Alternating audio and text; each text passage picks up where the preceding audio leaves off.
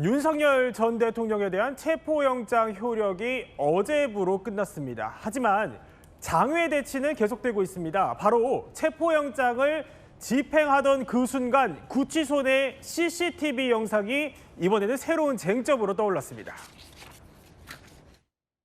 건국 이후에 이런 일이 단 한 번도 없었습니다. 어떻게 구속된 피의자를 체포영장을 발부받아서 팔다리를 잡고 다리를 들어서 끌어내려고 하는 이 시도 자체가 변호인단은 지난번 집행과 오늘 있었던 불법 집행에 대해서 CCTV와 바디캠에 대한 정보 공개 청구를 해둔 상태입니다. 그러니까 윤석열 전 대통령 변호인도 이제 나서서 CCTV 다 공개해보자 이거예요. 그러니까요. 그리고 어제 체포영장 집행했던 관련자들을 다음 주에 고발하겠다 이런 방침도 밝히면서 김계리 변호사가 어제 본인의 유튜브와 SNS에 CCTV 그리고 어제 집행했을 때 1일과 7일 그러니까 영장 집행이 2번 있었잖아요. 네. 그때 모든 촬영됐던 CCTV와 또 바디캠을 공개해서 국민 앞에서 낱낱이 따져보자 이렇게 주장을 하고 있는 겁니다. 그러니까 어제 특검 같은 경우는 최소한의 물리력 집행이다 이런 얘기를 했었잖아요. 특검이 유리하게 일부 사실만 공개하고 있는 것 같은데 윤석열 전 대통령에 대한 마녀 사냥을 멈추기 위해서 국민도 있는 그대로의 사실을 알아야 한다. 이렇게 주장을 하면서 공개를 요청한 겁니다. 그렇군요.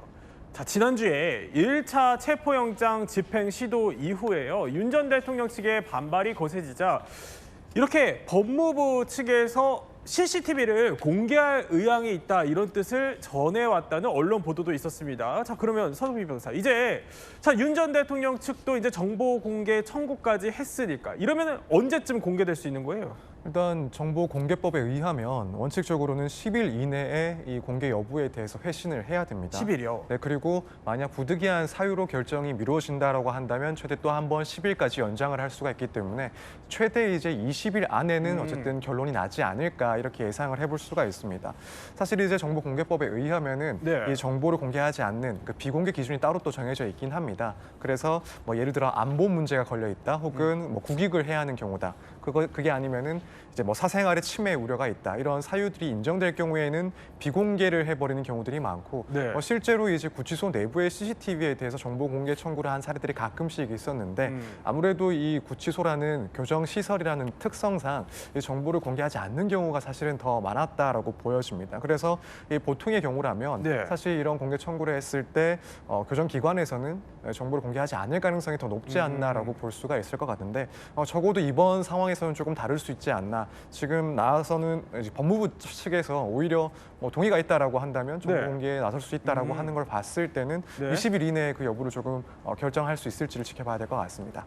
그러면은 결과를 이제 20일 내에 지켜는 봐야겠지만 이게 만약에 공개 처리 결정이 나면요.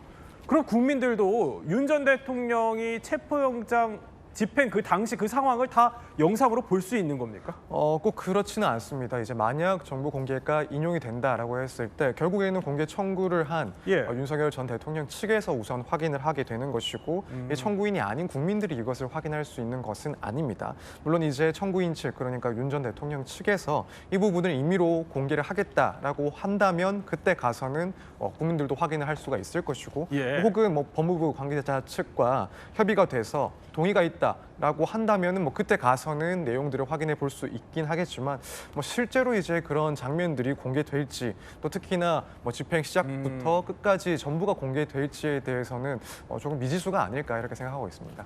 근데 이 부분도 궁금해요. 추가적으로 여쭤보면은 이게 만약에 공개가 된다면 그러니까 CCTV랑 보디캠을 요청을 한 거거든요. 그럼 이게 얼마만큼 장면이 담겼을지도 관건일 것 같은데 일단 그럼 구치소 내에서 어느 정도 범위로 좀 찍을 수 있는 거예요? 일단 CCTV와 관련해서 일단 법률상으로는 안전상 필요한 경우에 이제 개호를 대신해서 이런 CCTV 장치를 설치를 할 수가 있습니다. 그런데 뭐 확인해 보니 뭐 전부 그 모든 수용 시설에 CCTV가 설치되어 있는 것은 아니고 이제 필요한 그런 시설마다만 이 수용 방을 비추는 CCTV를 설치하고 있는 상황입니다. 그래서 사실 뭐 윤 전 대통령의 경우에는 뭐 정확 정확하게 CCTV가 설치되어 있는지 또 전체를 비추는지가 확인이 되지는 않긴 한데 예. 일단 적어도 뭐 법무부 관계자 측의 이야기를 빌어봤을 때 이 어느 정도 상황을 볼 수 있는 그런 CCTV가 설치가 되어 있다라고 보는 게 맞지 않나. 그리고 거기에는 이 체포영장 집행 과정을 어느 정도 볼 수 있는 내용들이 찍혀 있지 않을까라고 생각이 되고 사실 그것보다도 결국에는 이 바디캠 영상이 상당히 중요하지 않을까. 그렇죠. 결국 이 예. 바디캠이라는 것은 이런 영장을 집행하거나 수사하는 과정에서 그 과정을 투명하게 보장하기 위해서 촬영을 하는 것이다 보니까 또 인력도 여러 명이 동원이 됐다 보니까 이런 바디캠을 모두 종합을 하면 실제 그날 어떠한 일이 있었는지를 조금 구체적으로 확인할 수 있지 않을까 이렇게 볼 수 있을 것 같습니다. 자, 완강히 거부했다. 아니다. 인권 침해다. 이렇게 특검과 윤 전 대통령이 첨예하게 대치하고 있는 가운데 특히 윤 전 대통령 쪽에서 거세게 반발하는 부분은 바로 이 순간입니다. 젊은 사람들이 10여 명이 달라붙어서 앉아있는 대통령을 양쪽에서 팔을 끼고 다리를 붙잡고 그대로 들어서 차량으로 탑승시키려고 했습니다.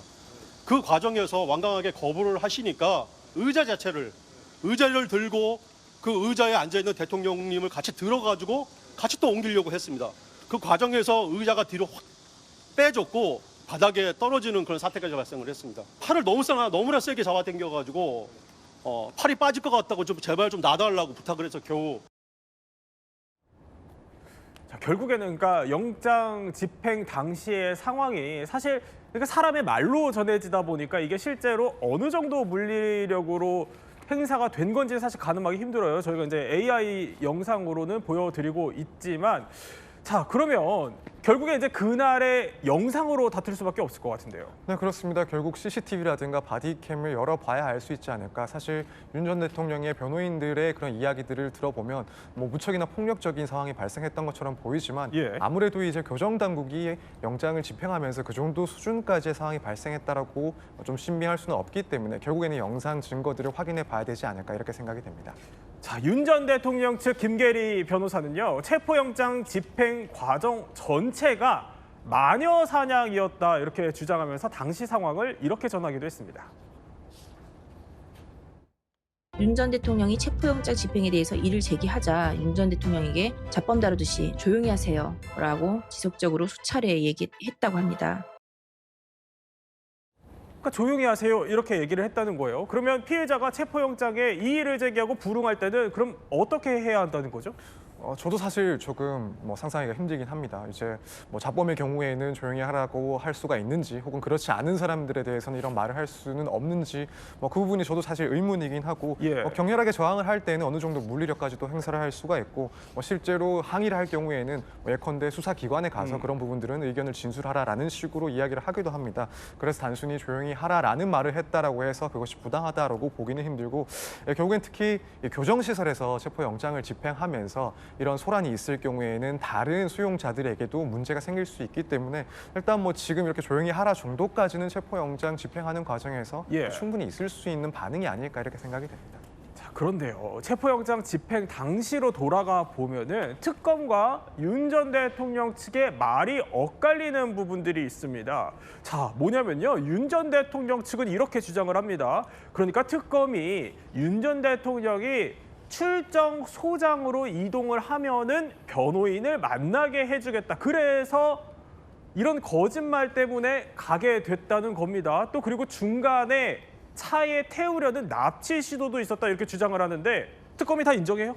아니죠. 그러니까 일단 왜 이런 상황이 벌어졌느냐부터 잠깐 설명을 드릴게요. 네. 1차 집행 때는 윤 전 대통령이 머무르던 수용거실 그 문 앞에서 대치가 이루어졌던 건데 어제 체포영장 집행 과정에서는 수용거실에서 나와서 다른 공간에서 관련해서 이제 체포영장 집행에 관련돼서 대립이 있었던 겁니다. 근데 이 수용거실에서 나오는 과정이 보면은 윤 전 대통령 측은 윤 전 대통령한테 출정소장에게 가면 변호인들 네. 만나게 해주겠다.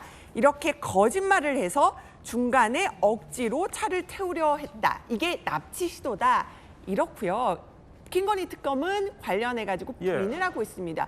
윤 전 대통령 측에서 변호인들을 만나겠다. 그렇게 말을 한 거예요. 그렇게 말했다고 주장하면서 이 부분 변호인 접견에 대한 부분도 엇갈리고 있습니다. 그리고 억지로 차를 태우려고 했다. 이 부분도 네. 법무부가 해명할 사안이지만은 사정이 다르다. 그러니까 이 어제 다른 곳에서 조사받게 된 과정에 대해서도 양측의 입장이 엇갈리고 있는 겁니다. 그러니까 출정소장으로 오면 변호인을 만나게 네. 해주겠다라고 거짓말을 했다는 게 윤 전 대통령 측 입장이고 그게 아니라는 게 또 특검 윤 전 측의 대통령이 만나고 싶어 반박이죠. 했다 이런 예. 겁니다. 자, 그런데요. 법무부와의 주장도 또 엇갈리는 게 하나 있습니다. 바로 윤 전 대통령의 건강 상태예요. 그러니까요. 보면은 어제 이제 의자채로 이렇게 끌어내려고 할 때 이렇게 막상을 해서 네. 윤 전 대통령이 다치고 다리도 부딪히고 팔 잡아당겨서 계속 통증을 호소하고 어려움이 있다라는 게 윤 전 대통령 측의 설명입니다. 하지만은 법무부에서는 뭐라고 하냐면요. 그 11시쯤 의무과로 가서 네. 진료를 받았다라고 알려졌잖아요. 진료를 실시했더니 건강상 크게 문제는 없었다라는 게 지금 법무부의 입장입니다. 그렇군요. 자, 윤 전 대통령의 건강 문제는요. 윤 전 대통령의 재구속 이후로 사실 계속 논란이 되어 왔었죠. 구치소 측과 윤 전 대통령 측의 말이 엇갈리면서부터는 더욱 그랬습니다. 모든 그 진술을 들어볼 때 주관적인 거나 그런 것까지 다 알 수는 없기 때문에 뭐 통증을 호소하는 경우가 있을 수는 있지만 그게 어느 정도 아픈지는 알 수는 없으나 통상 이 정도는 되겠거니라고 생각을 할 수는 있습니다. 그런 걸로 봤을 때 지금 뭐 어떤 조사라든지 재판에 가고 이런 거에 있어서 큰 문제점은 없어 보이기는 합니다. 윤 전 대통령께서는 당뇨병 진단을 받으셨고 당화 혈색소 수치가 높습니다. 경동맥 협착, 심장혈관 질환 관련해서 진단을 받아서 또한 2023년 6월경에 당뇨 망막증 진단으로 치료를 하지 않으면 심한 당뇨 망막증으로 인한 실명 위험성이 있다. 자, 체포 이후로 지금까지 계속 건강 문제로 내내 부딪히고 있는 상황입니다. 이러면 객관적으로 좀 건강 상태를 입증할 방법은 없어요? 사실 이런 사유로 수사 중에 수사기관과 또 피의자가 예. 본격적으로 다투는 상황은 본 적이 없어서 저도 사실은 가정을 해야 되지 않을까 싶습니다. 결국에는 이렇게 소모적인 논쟁이 반복되고 있는 상황인데 사실 이렇게 정확하게 판단할 수가 없는 건강 문제가 계속 논쟁거리다라고 한다면 개인적으로는 이 수사기관 그리고 윤석열 전 대통령 측에서 각각 보유하고 있는 그런 의료 기록들을 서로 대조를 해보든가 혹은 별도의 그런 기관에서 건강 상태를 다시 한번 체크를 해보는 방법을 통해서 확인하는 게 맞지 않나. 물론 거기까지 가지 않을 것도 마땅한 일이긴 합니다만 네. 이렇게까지 소모적인 논쟁이 계속된다면 그런 방법도 생각해 볼 수 있지 않을까 이렇게 생각이 됩니다. 자, CCTV를 공개하라 이런 윤 전 대통령 측의 거센 반발. 특검은요. 애초에 윤 전 대통령의 완강한 체포 거부가 문제였다 이런 입장입니다.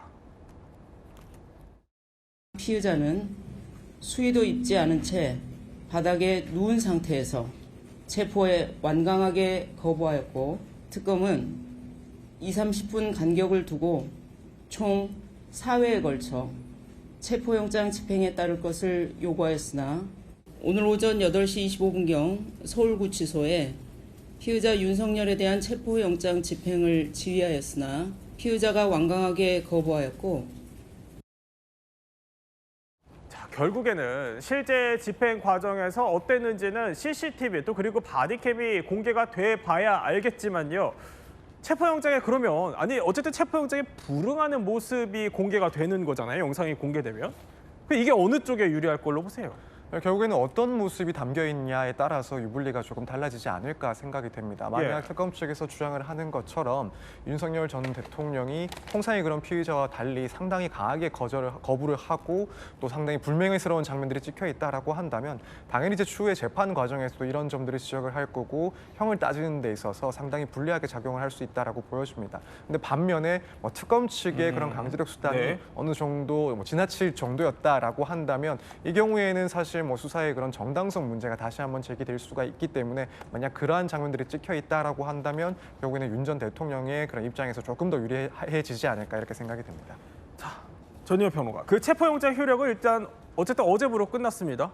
이대로 끝나는 거예요? 그렇지 않습니다. 특검에서는 지금 여러 가지 방안을 검토 중인 것으로 알려져 있는데요. 첫 번째 방안은 영장을 다시 청구를 하는 거죠. 재청구. 그렇습니다. 재청구하는 것인데 전문가들 의견을 좀 종합을 해보면 앞서도 영장이 발부가 되었고 예. 체포영장을 집행하려다 지금 안 된 것이기 때문에 영장이 발부될 가능성은 높다라는 의견이 나오고 있습니다.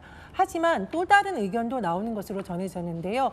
소환 조사를 했을 경우에 네. 과연 수사의 실효성이 있을 것인가. 오히려 이렇게 영장을 청구하고 다시 발부받고 집행하는 과정이 반복되면서 네. 시간만 계속 지나갈 우려가 있다. 그래서 오히려 바로 기소하는 것이 효과적일 수도 있다. 이런 여러 가지 방안을 놓고 검토 중인 것으로 전해지고 있습니다. 조만간 어떤 선택을 할지도 결정이 될 것 같습니다.